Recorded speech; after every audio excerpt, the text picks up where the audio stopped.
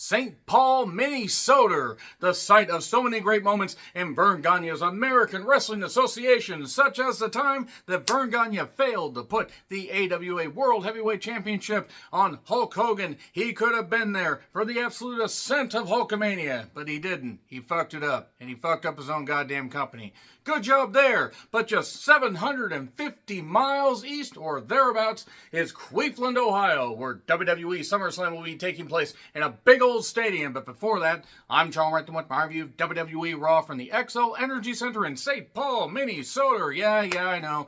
I said I wasn't going to review this or next week's show. You know why I did it? I hadn't posted anything in a few days. I wanted to see if anything was going to be entertained on this go-home show for WWE SummerSlam. Yeah, I know they have SmackDown. I know they have a tag title match, and I'm sure the Bloodline will win or they'll do something screwy and whatnot. But I decided to review this because I hadn't posted anything in a few days. Also, in regards to SummerSlam, 1, my predictions will be up in a little bit after this, and 2, I will not be watching SummerSlam live. There's a reason for this. It's called work. I have to cover someone else's shift. I'm going to be working it back-to-back. I will do my best to review it after I'm off Saturday night, before I go back very early Sunday morning to do my usual shift. If for any reason I have to have the SummerSlam review up Sunday afternoon, evening, I apologize. That being said, get ready for some retro SummerSlam reviews and some movies such as Trap. Yeah, boy, M. Night Shyamalan Ding Dong doing another horror movie because his daughter doing The Watchers wasn't enough Shyamalan Ding Dong poison. But before that, let's talk about this. So yeah, 20,000 seat capacity or thereabouts, and 12 to 13,000 according to WrestleTix. And I like the minimalist set, and apparently Jesse Ventura was there. Hopefully he was nowhere near Zelina, given the amount of conspiracy theories that he has inside what is left of his brain. That being said, I do always, even though I don't really like him, the Karrion Kross impression that Cross did when Chris Van Vliet was interviewing him, and it was a dead-on impression. If you closed your eyes, you would have honestly thought that it was it was Jesse Ventura.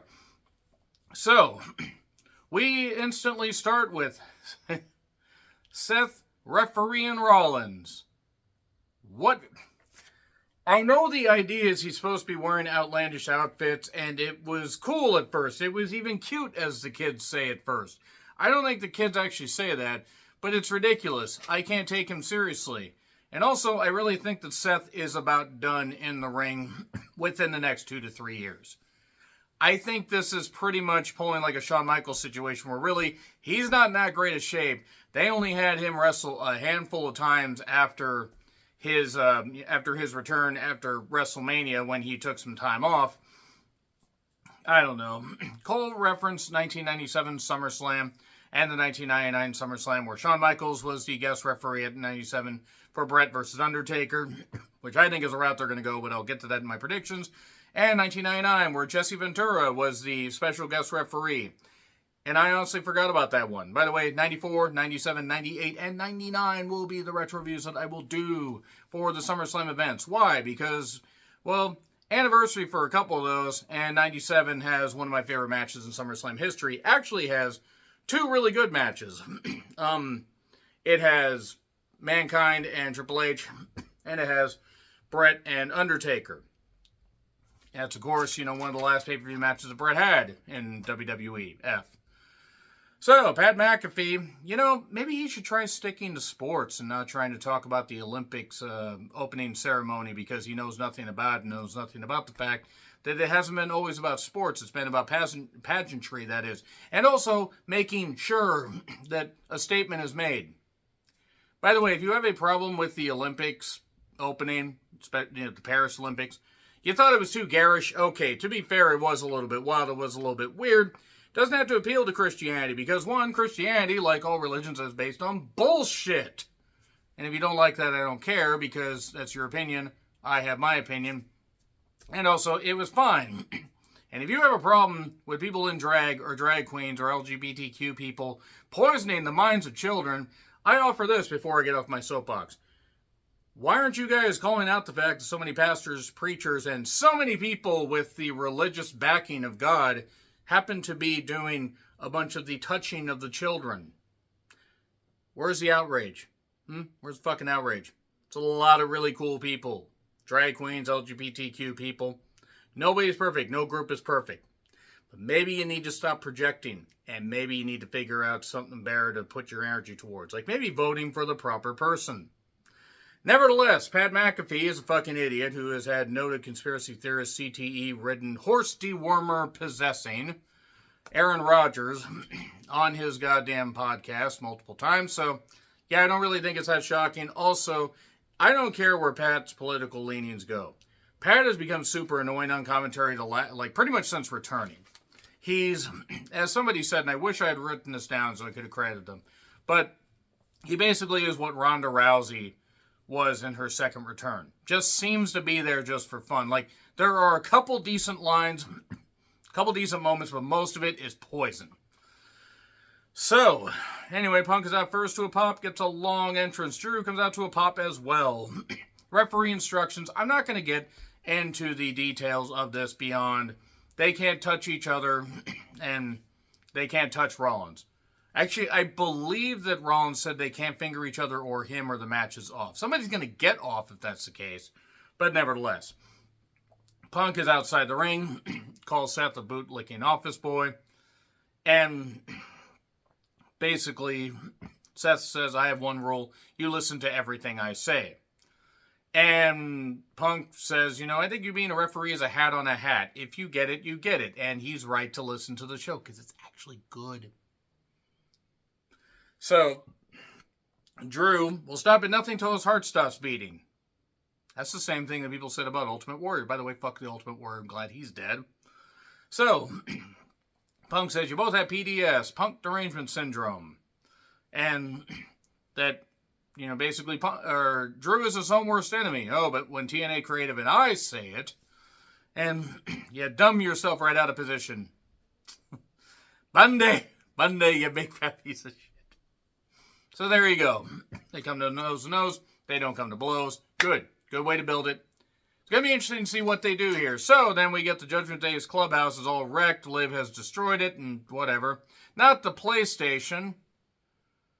So then the Creeds, along with Gable in the corner, took on Otis, Tozawa, and Maxine for what purpose she serves. I'm not saying she's a bad person, but she's just fucking useless at ringside. So 30 minutes in, we have the bell ring, and a few minutes later, the Creeds win. And then Maxine slaps Gable with a volley, repeated strokes to the head. Okay, just one. Sometimes one is all it takes. I do not speak from experience when it comes to Dirty Blonde stroking my head. So, then the lights go out. And, oh boy, look, it's Gacy, it's Loomis, dressed like a discount Rob Zombie, and it's Eric Rowan. And the people popped. I fucking didn't because I fucking hate this and I'm not going to like it and I don't hate the people involved, but this is stupid. If I didn't like it when Bray did it, if I thought it was goofy and I thought they went too far with it, where's the smoke machines? Why was nobody arrested for the constant, barrage of murders that took place a number of weeks ago? Where's the production staff where the production staff's family? Like, so many questions. Why do you do stuff like that and then try to build it from there when you start over here? And I'm not going to get over that. Because if AEW can get knocked for it, and they should, if plenty of companies can get knocked for their bullshit, then WWE deserves to get knocked for it. So, yeah, the Creeds, you know what? Unless you get the Creeds away from this horse shit, they're not going to mean anything. It's going to take a lot of rebuilding. They might as well just kept them in NXT if this is what they're going to fucking do. And the bell's going to have to ring on this shit. And guess what? Then they're going to be exposed. Because when Gacy is the best worker that you have there, and I have nothing against Gacy as a person, Rowan is older, Loomis is not awful in the ring, but is not dynamic. Whatever. Fuck it. Carlito then got Dominic a match with Sammy, and also Carlito's going to take on Jey Uso. Here comes Bronson and Sheamus at a match. Pete ended up interfering after a white noise off the second rope. And Tsunami. And there you go. Recaps of Priest and Gunther. And then we go to a Priest pre-tape, a Priest tape as it were. And that Priest is going to show, how tough he really is and everything. It wasn't bad, it wasn't great, but it was what it was. Jay makes his entrance. Steiner underestimated Sammy. That's on him. He thought that's because he was just a comedian. But nope, you know what? This time, I'm going to destroy you. I'm not a comedian. I'm a mathematician. And then Jay and Carlito had a match. By the way, SummerSlam's going to have a 3-hour countdown. If you think I'm going to watch all of that unless they have a couple matches, you're wrong. Jay won. Yay. Jackie is with Zelina. And then all of a sudden, Zelina is attacked. Why was Zelina in the Shining elevator? And Zoe's there because she remembers Vern Gagne's first AWA show. She actually remembers his debut match. She was there for his birth. Nevertheless, the stud line, as Mia Yim called them, fucking brilliant. Shrieking blue is the warmest color noises. And, yeah, so Zelina got taken out. What?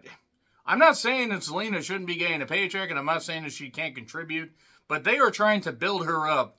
And I'm sorry, I'm just not buying it. I'm just fucking not. The Miz will host SummerSlam. And Truth wants him to bring some hors d'oeuvres. Kathy wants some hors d'oeuvres. And Truth says, wait, Cleveland's your house? They're bringing back In Your House? I admit that made me chuckle more than it should have. Japanese tour clips. And then Cross basically says to Kofi, well, you know, or says to Xavier about Kofi, that Kofi skipped town. And that, Kofi lost in 6 seconds. It was actually 8 seconds. And Cross then, look, nothing will make me care about the Final Testament. Nothing. I don't care. Paul Ellering is getting a healthy paycheck, and that's the only reason I'm happy for him. Yeah, Cross won. No one cares. Jackie's in with Sammy. Glad you remembered he was the Intercontinental Champion there, Jackie. And then he mentioned something about, he mentioned something about eating Steiner's ass at SummerSlam, but I might have misheard that. And then Liv is burning shit. We're getting Fatal Attraction and crazy moments and all that. And she's burning stuff. And she's going to bring Dominic's destruction when Dominic ends up joining her at SummerSlam. Because that's happening. If that doesn't happen, I'll be amazed. But yeah, why was she yodeling at some points? I don't understand. The emotion was a bit weird. So Sammy then took on Dominic. Interference caused a DQ. Jay comes down. Steiner comes down and gets a big boot, and Sammy manages to fight him off. And oh no, sir, another babyface is standing tall on the go-home show. Another tape with Loomis. What did they do to Loomis? What did they do? Why? Why, Triple H? Why can't you treat wrestling seriously? I know it's a tribute to Bray. Cut the family a check. Do something else. Don't do this horse shit. Gable then says, hey, I figured it out about the Wyatts. They're making Gable an idiot. 6-man tag next week. Morbid curiosity might make me see just if the fans are going to shit on that. Rhea on Liv. I wish. Stop thinking about it. You know what, Kier? Nah, fuck. Think about it all you damn well want. Whatever. I like Kier's. He's a good guy. I have no energy to knock him here. I don't blame you for wanting to see Liv on Rhea or Rhea on Liv. And Rhea was making it incredibly difficult for us to focus on the show. Lyra and the K&K crew took on the stud line. And poor Lyra being stuck in this. Zoe pinned Katana. The crowd did not care. At all. Damage Control showed up, and I guess they're the faces. Gunther then basically calls everybody riffraff street trash. I don't buy that. Kathy is with Damage Control. We run Raw. Gaudio, what people wouldn't do. Judgment Day. Then they're talking about uniting after SummerSlam. After SummerSlam, we're going to clean up this mess together. Oh, Finn, you are not hiding it at all. So Gunther took on Finn in a match that was fine. They didn't give it a lot of time, but they gave it enough. And Finn hit a bunch of stomps. Gunther got the sleeper hold on and said, you go to sleep now, like you're the lead singer of the Cranberries in the beginning of 2017. And then that's it. And then Priest came out and they had a brawl.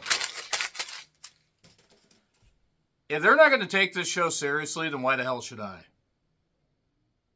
There are people that like the Wyatt stuff. That's fine. There's breaking points I have with this shit. Anyway, agree, disagree with what I said, like, share, subscribe, Twitter handle in the description. I'm John Ritland. SummerSlam predictions are coming up. See you soon.